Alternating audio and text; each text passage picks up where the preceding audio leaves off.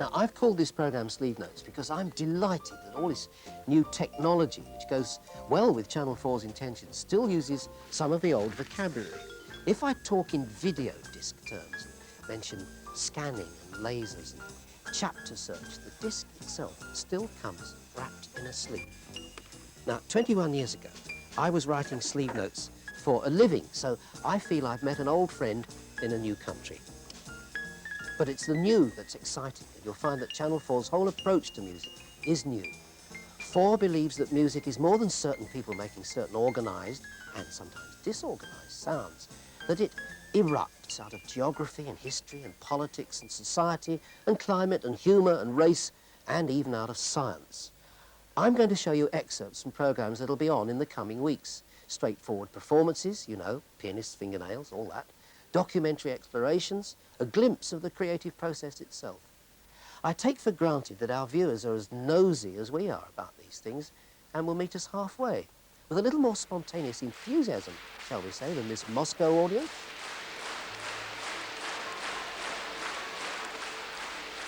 To be absolutely fair, those people are waiting for something unusual, an ordeal by terror at the International Tchaikovsky competition.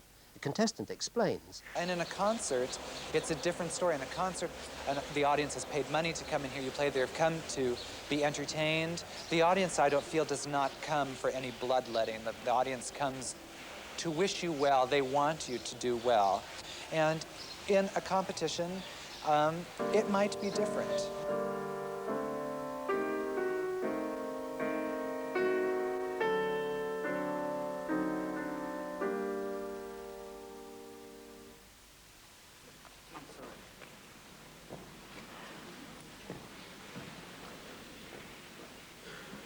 At home, when we have the advertisements for the wide world of sports, you know, you see the joy of triumph, and you also see the agony of defeat. And in a competition, there are people who go for the excitement of seeing the agony of defeat as well. And it's can be the same thing here in the hall.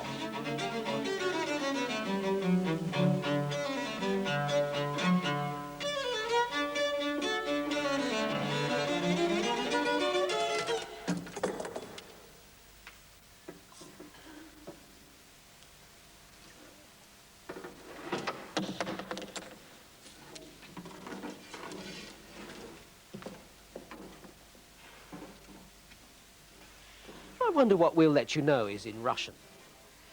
Music on 4 then will be concerned with people. Next week, for instance, you'll see a film about 3 generations of New Orleans pianists. It's still being edited, in fact, so we have to show it to you now like this.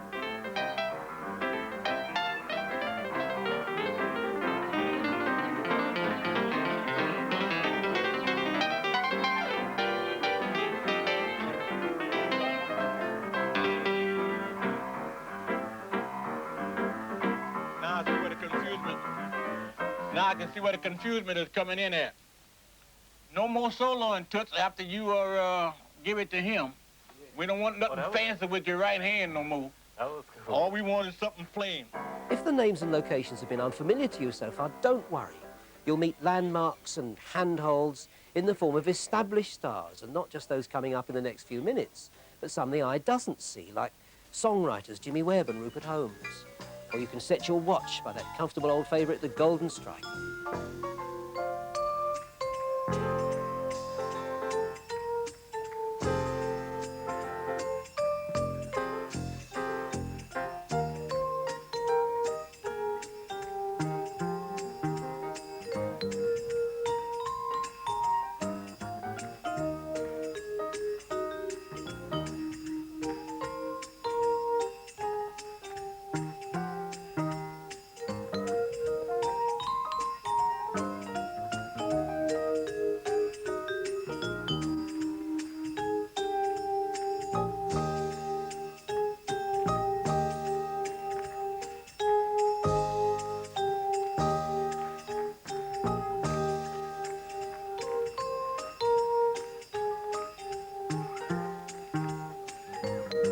I mentioned chapter earlier. Well, on quaint old-fashioned audio LPs, you'd call it a track. Next chapter, then.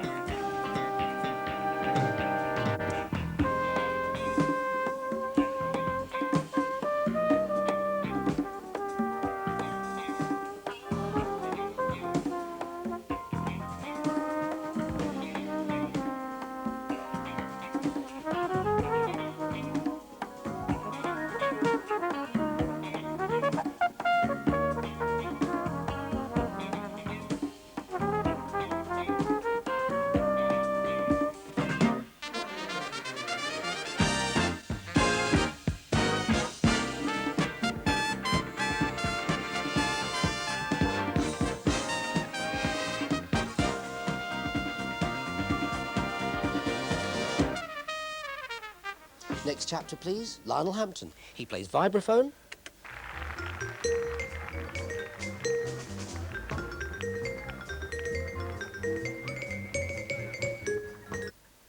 He sings.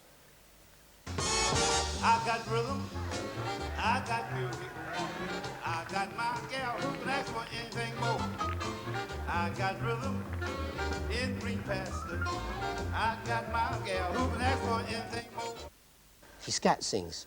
That's when you forget the words. Oh, little, da da da, bebop. Little, oh yeah, oh yeah. He plays piano the way I type, though it sounds better.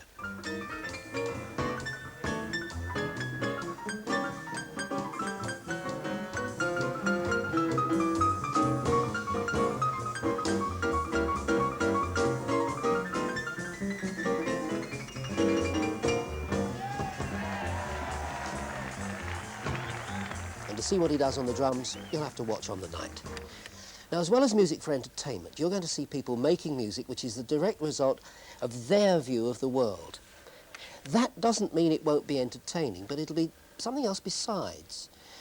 The attitudes of black American performers are bound to be affected by their experiences, for instance. You'll get what I mean when you meet Gil Scott-Heron describing his search in New York. And I couldn't find no black music. I could not find the blues. I was wondering what the hell was going on. I said, well, you know, I come from Jackson, Tennessee, and this is New York. Maybe I need a longer radio. I turned B.B. King, I knew it was right over there, over on the other side of 16. So I went out in the street, and I run into one of the brothers on the avenue, and I said, brother, look here, what's happening? Where can I find the blues? He said, well, hell, you don't have to do nothing, just stand here. You know, in New York City, he said, you don't have to be Sherlock Holmes, find the blues. It'll find you. You know? Did a poem called Painted Black, because people used to ask me what the difference was between Jackson, Tennessee and New York City, and I'd say about 500-600 miles. Truth was, it went a whole lot deeper than that. And the description of the poem went something like this. Picture a man of nearly 30 who appears twice as old with clothes torn and dirty. Give him a job shining shoes or cleaning out toilets with bus station crews. Give him 6 children with nothing to eat and expose them to life on a ghetto street. Tie an old rag around his wife's head and have her pregnant, lying in bed. Stuff all 8 of these people in a D.C. house and then tell them how bad things are down south. That was Painted Black.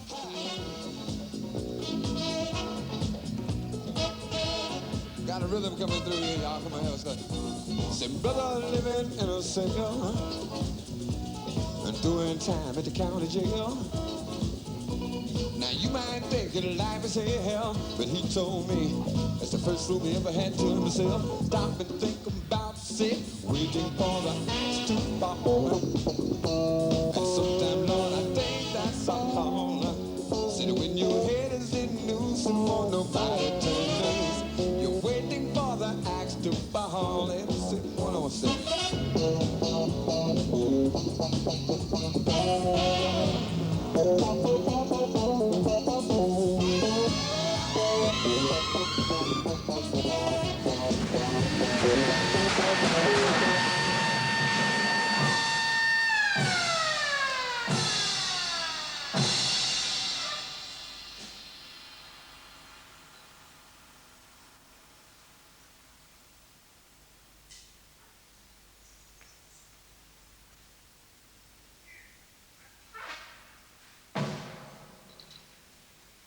Quiet city,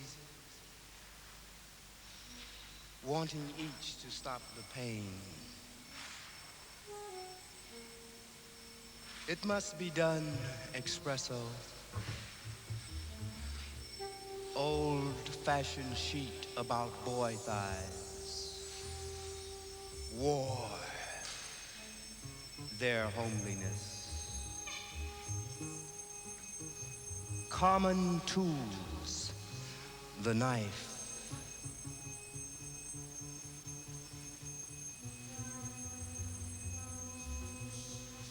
And gun.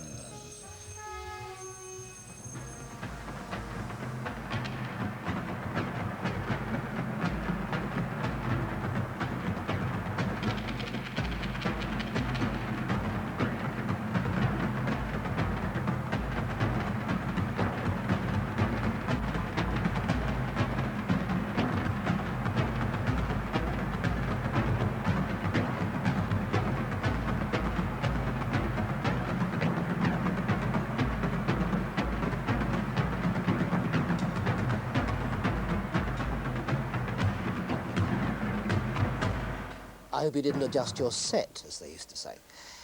The art of making films about music includes the use of silence. Incidentally, among the films which illustrate black attitudes is a sensitive treatment of a performance by the South African pianist Donna Brand.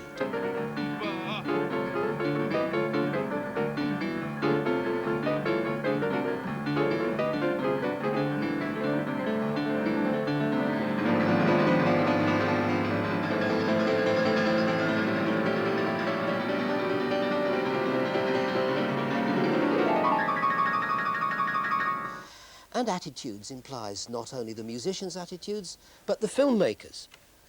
What the camera sees depends upon who's looking through it.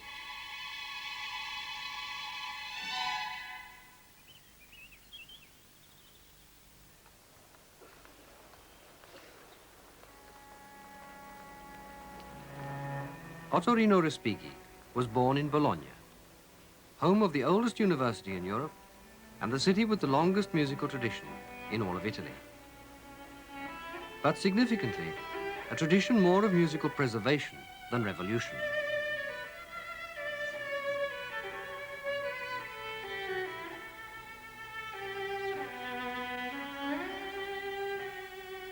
For centuries, Bologna was the arbiter of Italian musical taste, and for a time, no musician's reputation was secure until it had been approved by the Accademia Filarmonica of Bologna. Even Mozart submitted to its examination in 1770.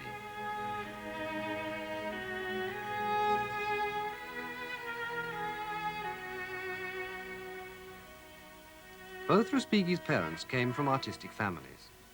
On his mother's side, both his grandfather and his great-grandfather had been distinguished sculptors, and his mother, Ersilia, was exceptionally highly educated and sensitive.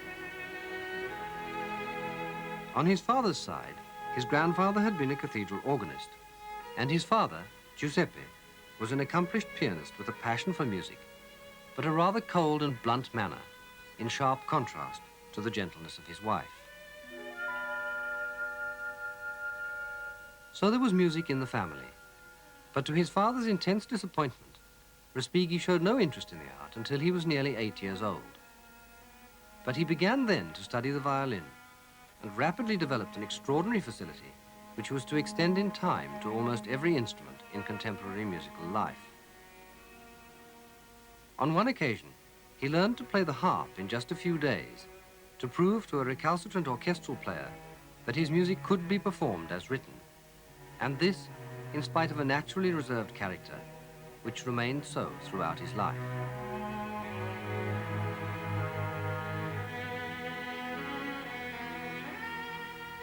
At the age of 12, Respighi entered the Liceo Musicale of Bologna to study both the violin and the viola. He graduated on both instruments 8 years later, having begun in the meantime to study composition at the age of 17. By the time he was 20, he was playing in the orchestra of the Teatro Comunale of Bologna and was invited to play first viola for the Italian opera season in St. Petersburg in the following year. In Russia, he met Rimsky-Korsakov, who took an immediate interest in his compositions and gave him lessons over a period of some 5 months. These events were to have a profound influence on both his personal and his musical development. Speaking fluent Russian, he understood and absorbed the culture very quickly. Another extraordinary talent, which in time he was to develop to the full. He eventually acquired fluency in 11 languages, reading the most advanced literature in all of them.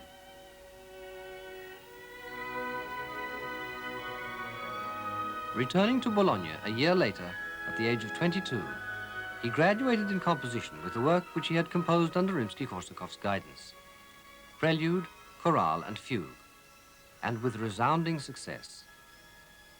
After the performance, the director of the Liceo, Giuseppe Martucci, being congratulated on the success of his pupil, responded, "Respighi is not a pupil. Respighi is a master."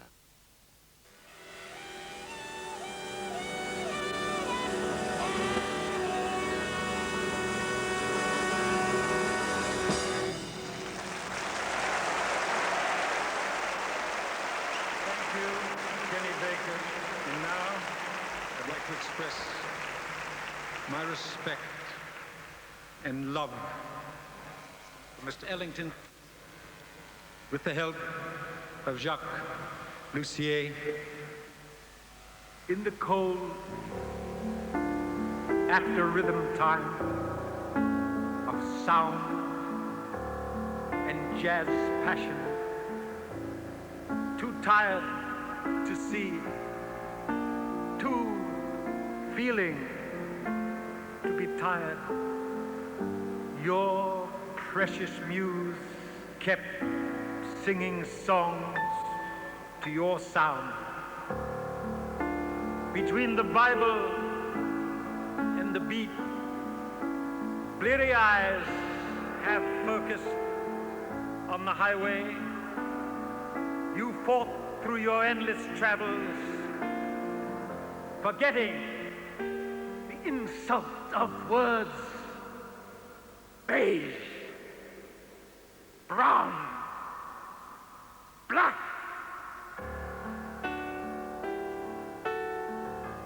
Now, hot, now blue. You insisted on singing in the silence of that blues, jazz, and razzmatazz, coloring all. One color sang in the throat of all, even those that cursed you. You, being too intelligent to shout, sang back. And so, your sound goes on beyond beige, black, brown, or white. Oh, we hear you. Oh, we hear you. So sing, sing, sing.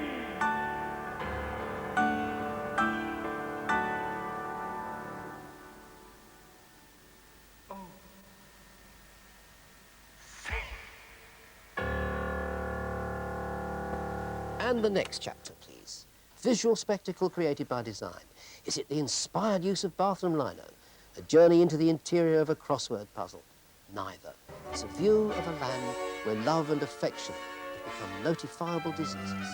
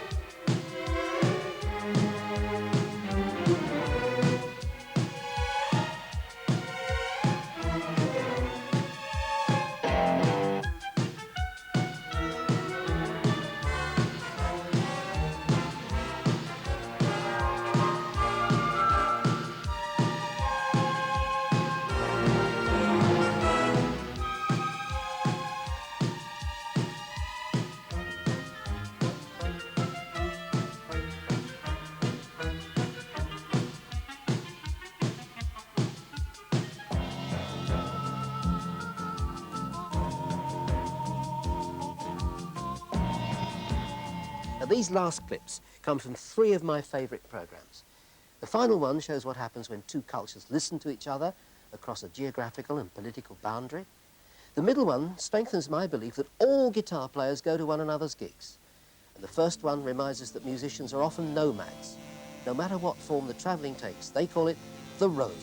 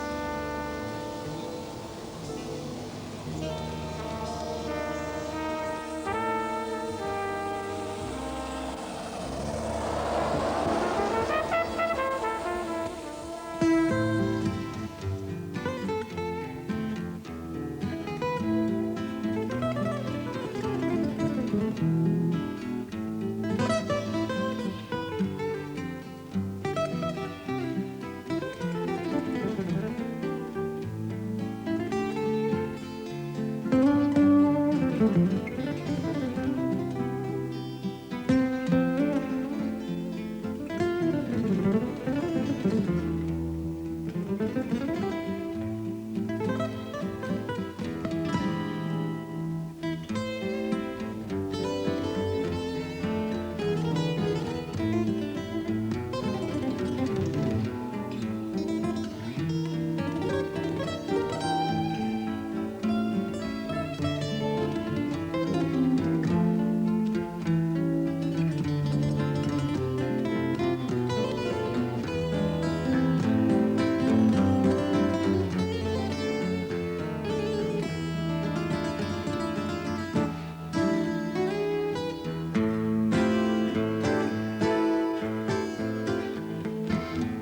Town is Reynosa's red light district. It's hardly changed in centuries. Two things are on sale here: Mexican women and Tex-Mex music.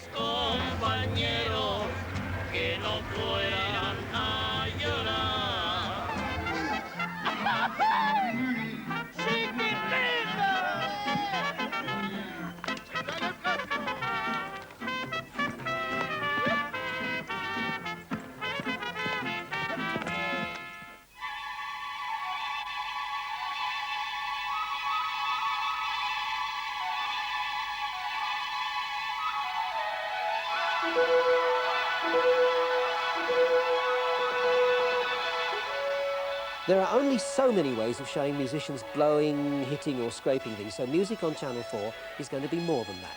We'll look at and listen to the people themselves, individually or in groups, ethnic groups, social groups, in private and in public. They'll have in common the fact that out of them comes music.